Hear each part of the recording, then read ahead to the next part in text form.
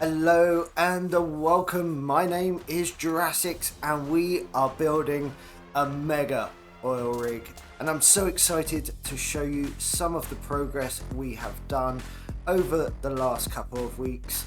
And also we are going to be working on a couple of projects, which includes a brand new super smelter, which I redesigned my own to fit my needs, and also, just to give it a go and see if I could.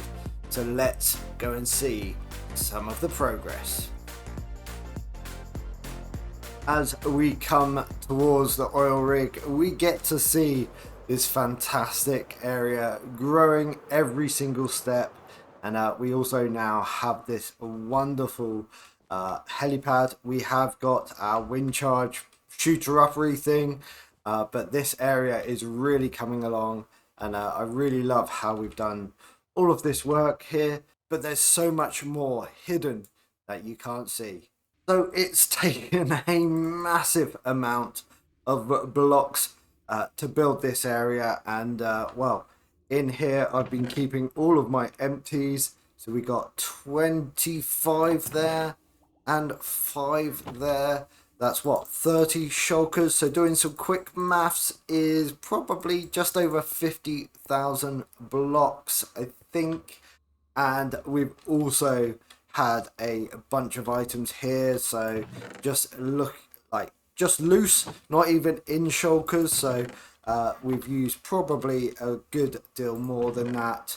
Yeah, and we've still got plenty in here to do all of the backside over there. So this project, just getting the boxes on the oil rig, has taken up a ton of materials. So I have been working in a creative world to design these boxes. So currently they've got 0 support, so they wouldn't really work in the real world. And they've got a lot of decoration to go on and around, etc. As we can see from our multi-item storage area, where we've got this door here, we're going to have these sort of things to give us access. And I have done a little bit more in here. As you can see, we have got a little storage area. This is mainly unstackables, so we've got discs, mob heads, enchanted books, potions, armor, tools, patterns, all that kind of stuff down here. I'm still sort of just testing this out before I wax the signs and light them up. But up here we have done all the internal walls of this area, so hopefully this looks really cool. This is going to be, we're going to have like a darker for the machine rooms and then a lighter for the habitation. But now we've got these boxes in, I've now started to think about how we're going to move around these areas. So in this storage, we can come in down there, we can get access into this box, which will probably give access from downstairs as well. And then over here, I've opened this up and we've got access to another box here, and also down here there's a third box. And this is where we're going to put our super smelter, and we're also going to have fuel in here, which will be a bamboo farm right over there. We also have our tree farm in that direction. So there's going to be a lot of things that are linked up. So yeah, this is looking super cool. And let's go over to the other building that we built on our last oil rig episode. So bit of a journey. I think I'm going to put a walkway through that box there, because that makes sense. And then we can get access over here to our tree farm. And I've also put in a coral farm here. It's a very simple design in the grand scheme of things, and we get coral coming here. I thought I took all that out. Oh well. But yeah, so that's got to go somewhere at some point. But Cobble Cane needed some coral, and I also needed to restock our shop, so built that.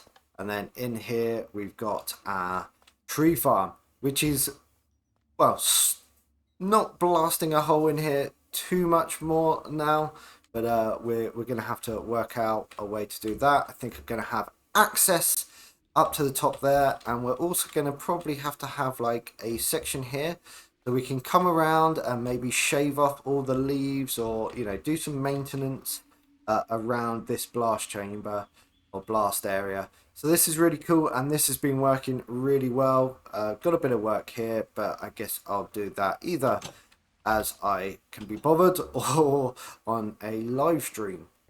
And I almost forgot to tell you that we've renamed our tree farm building the Tinderbox, because obviously fire answered, and a great suggestion by Cobble there to rename this. So thank you very much. And we'll probably do that to a few of these other buildings so they have a unique thing. But it's raining. It's like literally always raining at the moment. Why does it always rain on me? Was it 'cause I lied when I was 23? But enough of the chatty. Let's head over to the creative world. And I just want to show you a little bit of a... Just flew right in through me. And again! I want to show you a little bit of the creative work for the super smelter we built, and that was done predominantly on a live stream. So make sure to hit that like, follow here on YouTube, and also link down below for Twitch. So let's head over there now. So we are currently in my creative world for World 4 of Inter Realms, and here we have some of the works that we did during live stream to get our super smelter design, a 64 furnace super smelter at the back there, and it's based off of a ShaydeeJay design, but I wanted to do some upgrades. We call them upgrades, it could be just some changes, really. Could be worse actually, but we have got some of the parts broken down. So I knew I wanted to do a design like this for our furnaces, where we've got the minecarts coming along, putting fuel in and putting in the items to be smelted. Also wanted this gap here to a certain extent, so we could spill out the items. So over here we broke down the components for the inputs. So here we've got the furnace with the items for smelting and how we're going to read this. So we ended up working out a system where we've got the bamboo planks as our fuel. We can block off these to save on the planks, because all of these items are essentially doing is just blocking things up. And then we've also got the 10 items here for the comparator in a pot, so that we can read that. And then that would go into a system where we could open up our fence gate when the items drop below that level, because we're using the fuel in the furnace. And this then worked out, so we tried a few different ways to get it. Then we were looking at a couple of different ways to get the fuel into the system. This was a new design for a minecart system, so waterlogs the mangrove roots, and that creates a water state where it pushes the minecart back onto the powered rails and off it goes again. But unfortunately, none of these kind of worked out the way I wanted them to. So then we reverted back to more of a timing system and a logic system, and we ended up with this over here, which is quite similar to ShaydeeJay's design. I'll put a link to his original furnace array down below. And then we looked at how we could do that for different timings. So we've got 32 and a 64 item system. And then we smushed it all together into this design here. So if we put items in this chest, this comparator will turn on, these repeaters will power, and the piston will push down, turning on this repeater here, and then also powering this block. The minecart will do a little zip and then come back up. This is very similar to Shaydee's design. and then it'll come up, fill up with items up here. The where is it? Where is it?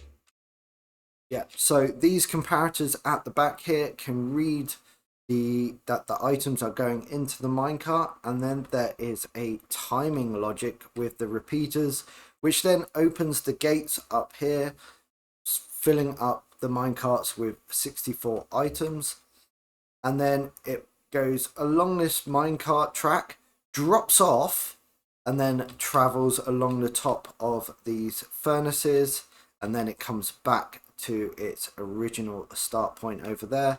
And then if there's still items in the chest, then that whole process kicks off again.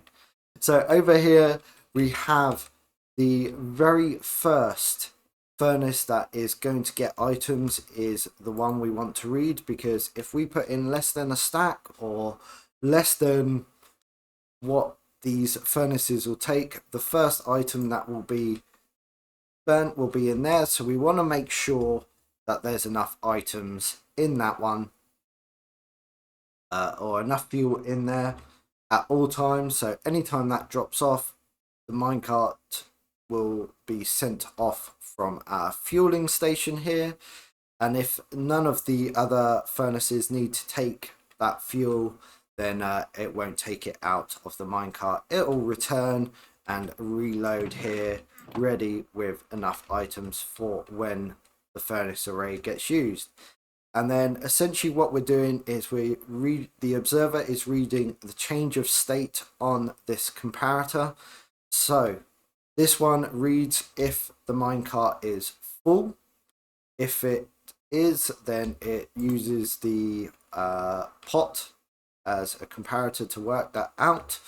And then over here we're doing the same. We're comparing the items in this hopper here. So if it drops below 1, then it gets fired off and sends out a pulse. And by using this little trick of the observer, it's kind of like a T flip-flop in a way. That is the furnace, 64 furnace array.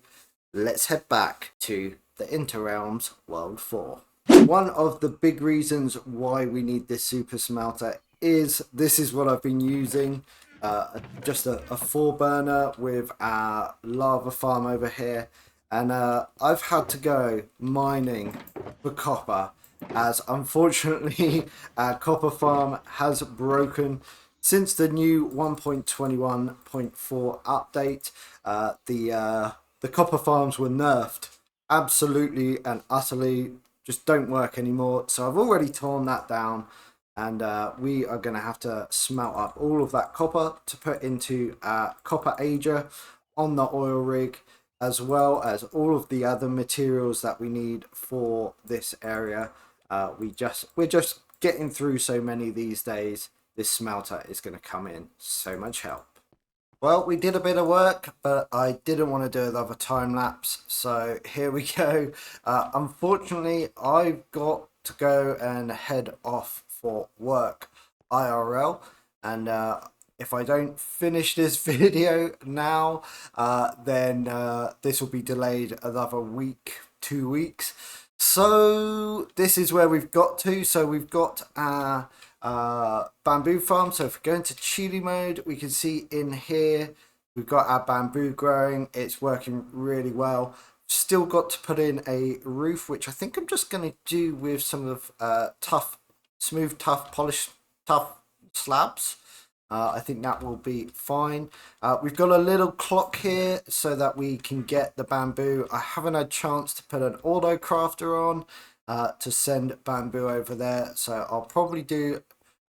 No, I will definitely be doing a lot of stuff whilst I'm away. Unfortunately, just won't be able to record or stream, which is a real shame. And we're slowly filling up our furnace array, so everything's working. Can I ow, by clicking there. So we've got bamboo planks there, which is great. So we're slowly filling up. Our furnaces are getting there as well, so this is really great, really sort of good to have this in operation, which hopefully means we can start smelting up all that copper, getting that into the copper ager as well. That will be super awesome. But this means that we can do some work here, and I think, you know, now we've got a bunch of the boxes working. No, not working, built. We can then start thinking about what farm. So I think I'm going to do a mushroom farm. We've got to move the coral farm. We got a bunch of farms to go in and somehow link up a lot of them. A lot of them are going to need materials from elsewhere, such as our tree farm delivering sticks somewhere to then be used in crafting, etc. But that is going to have to happen another day, I'm afraid. So if you have enjoyed this video, please make sure to like, subscribe. Really do appreciate it, and hopefully you'll come back soon, and I'll do some videos and streaming. So check me out either here on YouTube or over on Twitch. Links down below as always, and we'll see you soon. Bye.